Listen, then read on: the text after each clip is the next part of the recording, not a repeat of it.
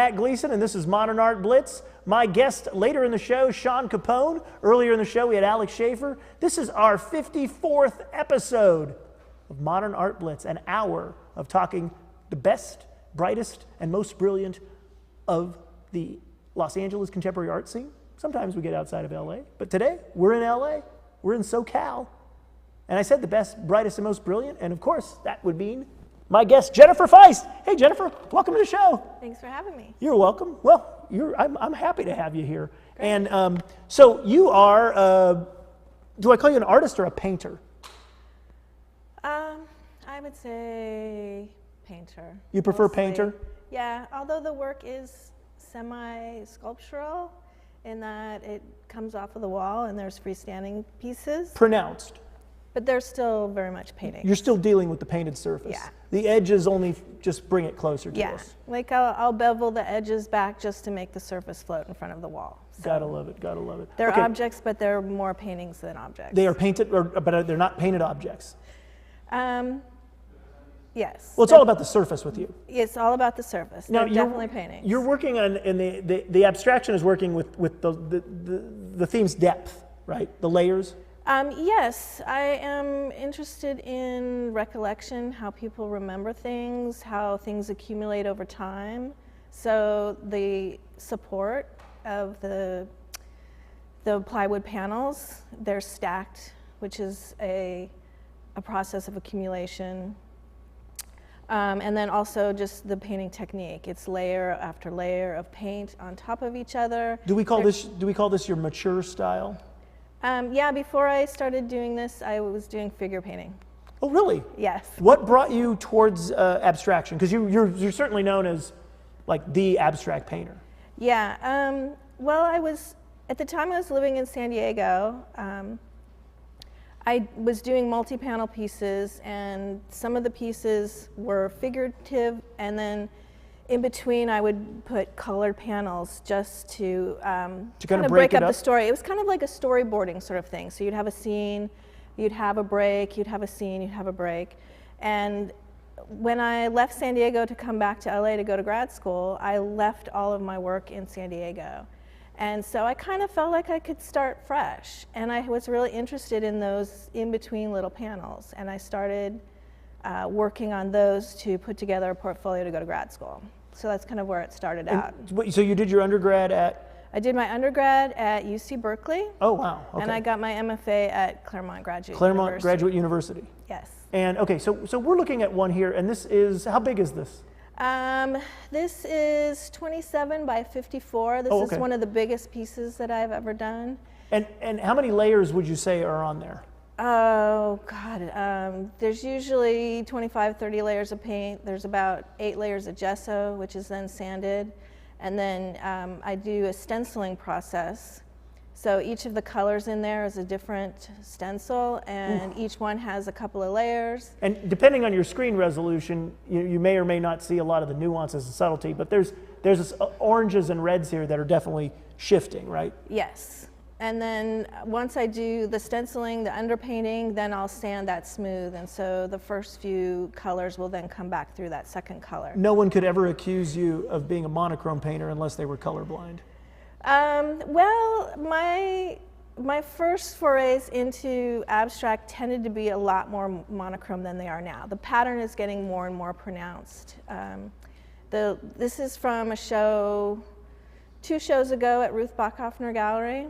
In Santa Monica. In Santa Monica, and that's really when the pattern started getting more pronounced. Let's see some more of your artwork. I know you brought more than the one slide here. Yes, I brought a few images here. Oh, wow. Okay, now this is an installation. Yes, so this is an installation view from that show. Gallery, yeah, right? This is from the same show. This was a couple of years ago. And how did you get that mantle built? I bought the mantle unfinished. Okay. And then I had my wonderful husband paint it for me. Your wonderful husband? Yes. Put him to work. Put him to work. He makes my panels for me too. Oh, really? Yes. Oh, you got the deal of the century. He's very on that. helpful. Jeez. In fact, my last show, he helped me polish out the surface on some of the pieces. Uh-oh. As well.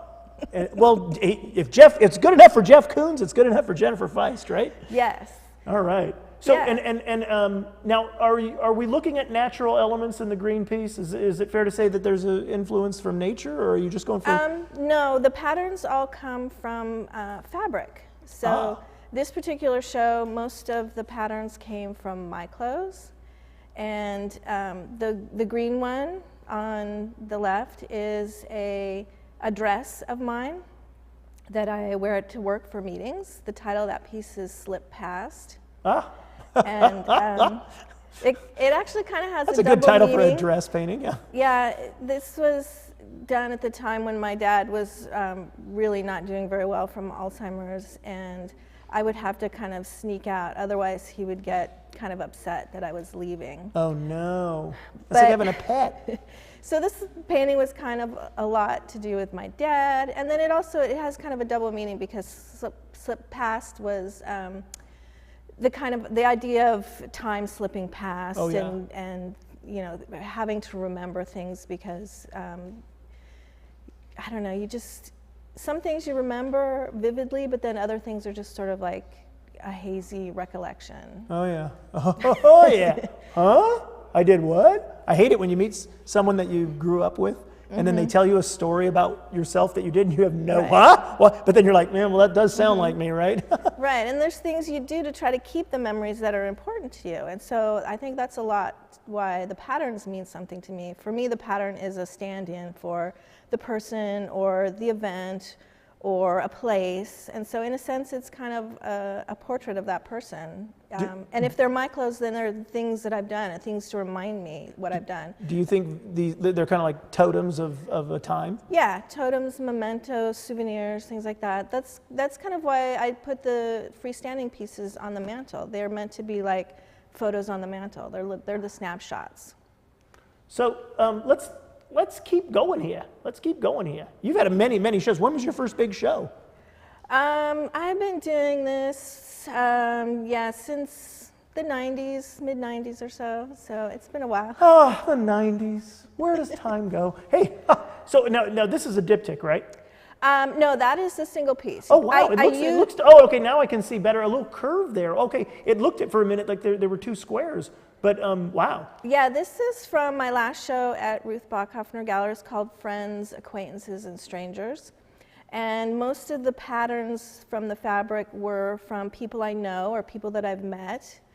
And I also have been doing a lot more with the illusional depth of the patterns. So in this one you can see a lot of the flowing undulation of the fabric, which gives it more illusional depth besides just the depth of the multiple layers of paint. And you've never, like, I'm wearing a T-shirt by Fred Teakin of his character Uno, but you're not doing people's T-shirt slogans. No, you're looking for dress patterns. I do, yeah, like this. Like this dress will probably end up being a that'll painting end up being a painting one yes. day. Okay. And, I'll call it Modern Art Blitz or something like that. So if it doesn't, well, okay, it looks good on camera too, and your painting looks good on camera. But this is, I'm worried that the video isn't really giving us this. There's a very sensual, because you use that resin. It's like kind of Yes. like you really aim to make like a piece of candy, or kind of, it looks gooey. Sometimes I wanna go. You know? Yes, I get that a lot. They are a lot like candy. I tend to use very bright colors. The surface is very smooth and very shiny. There's multiple reasons for doing that. One is in order to see the depth of the painting behind it, the surface needs to be perfect. If it's not, then you just get the bubbles and the ripples, and you just can't see through it. You don't get that depth. So the surface has to be perfect. Has anyone ever licked one of your paintings in a gallery? No, Like, I don't. No one's never licked that you know about, right? That I know about. That's true. I don't know what they do when I'm not there. It's one thing to see a thumbprint, but a lick mark you might notice, right? But the other thing that the reflection does, though, is it reflects you back in it. So there's this dichotomy between the depth of the painting and what's behind it, and then what you see reflected in the surface, which is what is outside of it. So there's this flipping that goes back and forth, where you look through it and you see the painting, and then your eyes focus on the surface and you see what's reflected, you and the room behind you. Okay, people see the reflection in your work. Right. Does it set up a bit of mirror? I mean, does vanity end up being a subject? No, I think of it as reflecting fragments because my work is all very small. So you don't get the big picture. So they don't end up becoming like mirrors because they're very little. And all you see reflected is a very small fragment. And that's kind of what memories are, just this accumulation of fragments in your mind that you connect together. Oh, make it stop, make it stop. Okay, let's see some more art. Jennifer Faist, beautiful paintings. Wait, oh, this is looking a little, No, what's this? That's not mine. That's not, the log jam's messed up there. Try again.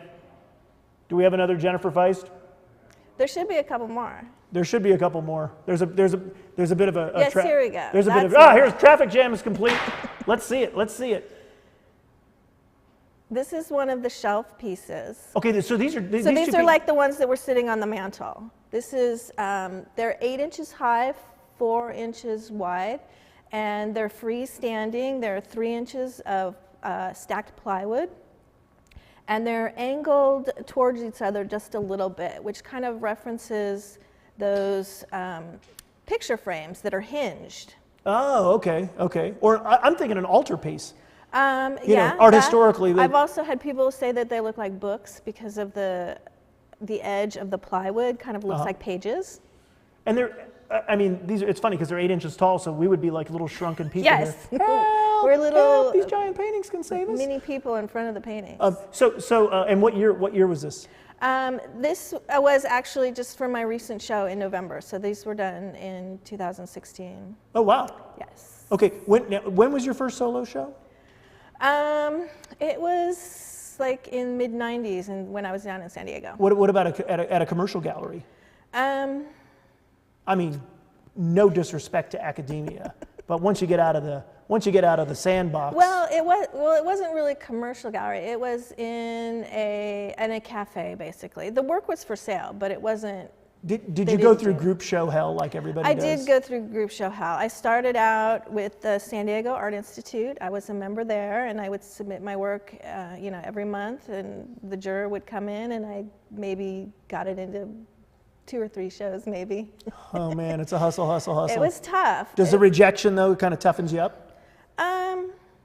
Or are you still bitter at those people and like, I'm gonna show them? No, not really. No? Not really, because the jurors still saw it, and I did get into a few shows, and then once you start getting things on your resume, then more people get to know you, and that's kind of how I got into showing at Ruth's Gallery.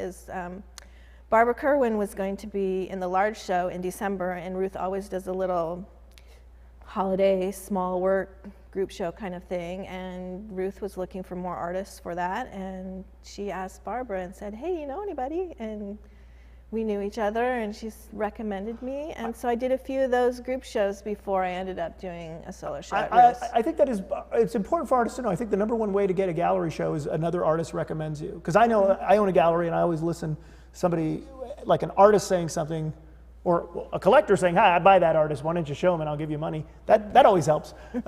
So are you looking career-wise, there's always more, Right. I mean, even Jeff Koons is like, how do I get some more shows, right?